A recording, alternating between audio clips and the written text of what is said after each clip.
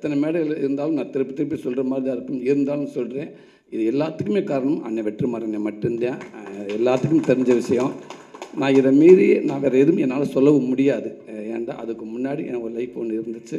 கண்டிப்பாக சுசீந்திரன் மூலமாக எல்லா இயக்குனர்களும் நல்ல இடத்துக்கு கொண்டு வந்து வச்சாங்க. அதுக்கப்புறம் இன்றைக்கி இப்படி ஒரு இடத்துல கொண்டாந்து என்னை வச்சுருக்காருன்னா அவர் என் மேலே வச்சுக்க நம்பிக்கை அது சாதாரண நம்பிக்கை இல்லை. அவர் கூப்பிட்டாருன்னு எல்லோரும் வரக்கு ரெடியாக இருக்கிறப்ப என் மேலே நம்பிக்கை வச்சு விடுதலைங்கிற ஒரு படத்தை கொடுத்து இன்றைக்கி இத்தனை மீடியா முன்னாடி இவ்வளோ ஒரு பெரிய படத்தில் கொண்டாந்து என்னை வச்சுருக்கிறப்ப அது அந்த ஏவி நான் இப்போ தான் பார்க்குறேன். மதியம் என்கிட்ட கேட்டேன், அதை காட்டவே மாட்டேன்ட்டார். இல்லை நீங்கள் அங்கே வந்து பாருங்கள், அங்கே வந்து பாருங்கன்றார்.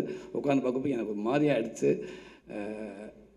ரொம்ப ரொம்ப நன்றிங்கண்ணே, ரொம்ப சந்தோஷங்கண்ணே. அதே நேரத்தில் பெரிய பொறுப்பை கொடுத்துருக்கீங்கண்ணே.